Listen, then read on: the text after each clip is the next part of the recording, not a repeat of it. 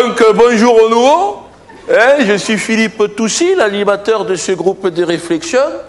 Et donc, si nous sommes, c'était là-bas, si nous sommes rassemblés ici ce soir, c'est que nous avons tous un point commun. Voilà, c'est que nous sommes racistes. Et voilà. Donc, on se tait là, on a commencé la séance. Eh bien, si tu n'aimes pas le québécois, tu te mets à côté du portugais là-bas, tu arrêtes. Donc, comme je dis toujours, le racisme n'est pas une fatalité. C'est une maladie. Alors, il faut la combattre. Alors, quelle stratégie mettre en place pour combattre ce plus raciste? Comment faire? C'est ce que nous... Tais-toi. C'est ce que nous allons voir tout au long de cette séance. Alors, on va commencer les séances en présentant les nouveaux. Ben, vous allez vous présenter, Olivier, Sylvie, puis Dieudonné qui nous a rejoint. On laisse tranquille, tout le monde est anonyme ici. Dieudonné, anonyme. Allez, à toi, Olivier, à toi. Bonjour. Il n'y a pas d'autre mot.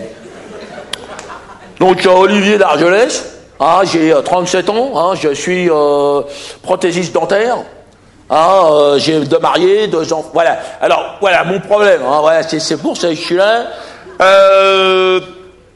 Comment exprimer à mon niveau, je dirais que, disons, je fais une allergie, moi, complète. Vraiment, mais comment dire, tout ce qui est le chinois. C'est le chinois. Le chinois. Le chinois de Chine, de n'importe. Moi, c'est la tête de chinois. Genre de pamplemousse, là, écrasé. Avec les 2 fentes, là, genre fantomas, mais moi, ça me fout les jetons, depuis que je suis cher. Non, en présence d'un chinois, je deviens un autre homme. Ben, je me mets en position, comme ça. Les poils, comme ça, je suis... un prédateur, c'est le mot, un prédateur. C'est lui ou moi, il n'y aura pas de prisonnier, il le sent, le chinois. Parce qu'il n'est pas con, le chinois. Non, c'est un harnard, attention, c'est un harnard. Tu sais, il est... il se marre tout le temps. Non, mais c'est pour de fond. Non, il se fout de ta gueule. Il le sait que... Pardon? Depuis tout petit. Ça m'a pris, moi j'avais 7 ans. J'ai fait une jaunisse, ça a commencé comme ça. Et après, bille en tête, je suis parti... non. J'ai été jusqu'à intégrer des groupes paramilitaires, là, de défense des races non jaunes, il y en a, ça existe, bien sûr. Tous les pays du monde. Il y a de tout. Tous, c'est magnifique, c'est, Australie, Québec, Afrique noire, tous unis contre le chinois. Vraiment, c'est ça qui est ça. Ouais. Mais non, là, j'ai décidé de prendre mes licences parce que, suite à une intervention, là, petite expédition punitive qu'on a fait dans le 13e arrondissement, là, quartier chinois de Paris, là, c'est notre espace d'expression, On a attaqué une maternelle. C'est pour ça. Voilà, c'est dégueulasse. Non, mais même moi, après coup, je me dis, c'est pour ça que j'ai décidé de. Non, parce que c'est pas ça. Ça n'a rien à voir. Ce qu'on pensait au départ, avant de partir sur cette mission, on s'est dit, ils sont 1 milliard. Les Chinois. Il y a 1,5 milliard. Vas-y, me fous pour les jetons. C'est 1 milliard, déjà, c'est pas mal. Donc, si tu regardes bien, ils vont nous nicher. Donc, ce qu'on s'est dit, on va couper à la base. On ferme le robinet à la source, pour que ça ne se propage pas dans la France. Voilà, mais le problème, c'est que ça vient d'ailleurs, c'est ça. Non, mais moi, je décroche, là, j'ai décidé de passer à autre chose. Parce que quand je vois cette bouffe la vie, à un moment donné, je fais des rechutes, évidemment. La semaine dernière, c'était le nouvel an chinois. 100 000 Chinois dans la rue, il y a un copain qui m'appelle, là, c'est le strike, il y a qu'à se baisser. Donc, non, mais moi, je vais arrêter. Voilà, maintenant, place aux jeunes, j'ai envie de passer le relais. Non, mais c'était là, je crois que c'est intéressant.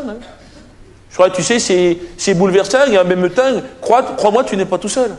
David, oui, qui ici n'a pas défenestré, n'a pas massacré une race hostile? Alors, non, mais on reviendra sur les cas particuliers après. On va passer à Sylvie, qui est toute timide. Allez, Sylvie, je m'appelle Sylvie Platinos. Voilà, j'ai 48 ans. Je suis infirmière spécialisée en gérontologie. Gérontologie, c'est pas personne âgée. Je suis catholique pratiquante. Vous savez, J'ai prié Dieu chaque jour. Je n'en peux plus. Ah, je suis dépressée. Ah, je ne mange plus, je ne me nourris plus. J'ai perdu 17 kilos en 3 jours. Donc, disons que non, je me sens envoûtée par une force incontrôlable. Une répulsion viscérale envers les Noirs. Les Noirs. Oui, pour moi, bon, dans mon esprit, bon, que les Noirs aillent vivre en noirade à ce moment-là. Ou en bambouli, voilà. Mais pas... Ah, ils me font peur. Ils me font peur. Je sors de chez moi. Ah, ils me font peur. Mais il y en a partout, dans le métro, de tout, de sous terre, on ne sait pas d'où ils viennent. Ce qui m'a décidé à venir, disons que ce qui m'a décidé, c'est que le nouveau curé de la paroisse est un Noir. Donc Dieu m'a laissé tomber, je dirais. Pardon? À l'hôpital, dans mon travail. Oh ben non, je suis dans un milieu professionnel qui est infesté de Noirs. Le milieu hospitalier, donc... Moi, il n'y avait qu'un professeur, il n'y avait qu'un blanc, c'était le professeur Blumenthal, qui connaissait mon problème de négrophobie. Et bon, il m'avait mis de côté. Ah, il me faisait des piqûres, toute la journée, des piqûres. Ah oui, je voyais tout vert. Oui, tout le monde était vert, donc ça allait, je pouvais encore... Mais là, il a été remplacé récemment, et je vous le donne en mille, un malgache. Non, c'est pas noir, si, mais il y a du noir dedans.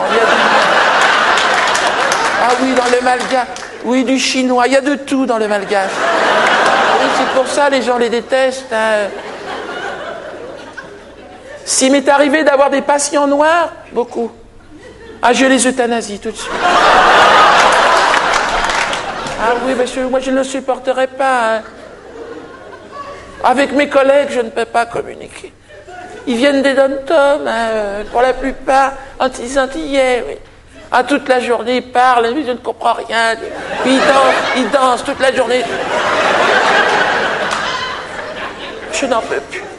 Je suis fatigué. Oh non. Puis le pire aujourd'hui, c'est que je commence à avoir des répercussions physiques. C'est-à-dire, je ne sens plus.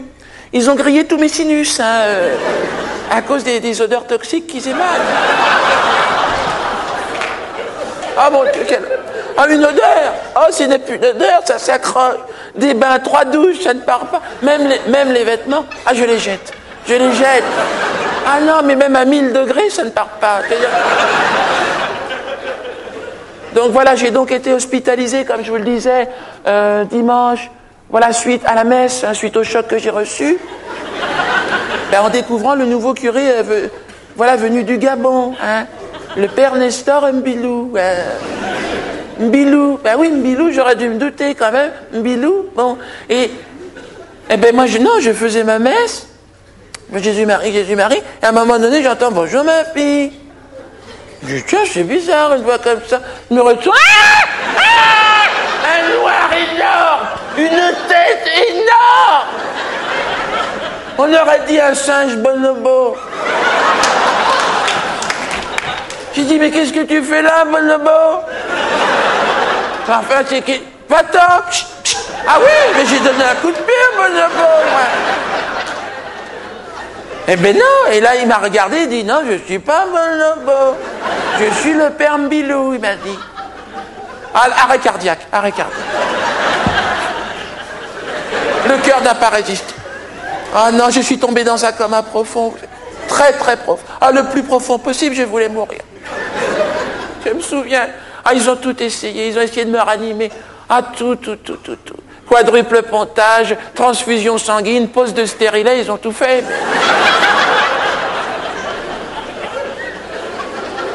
Voilà, je ne voulais pas. Je voulais mourir. Voilà, j'étais dans un long tunnel. Avec de la lumière au bout. Je marchais. Derrière moi, il y avait le bonobo qui courait.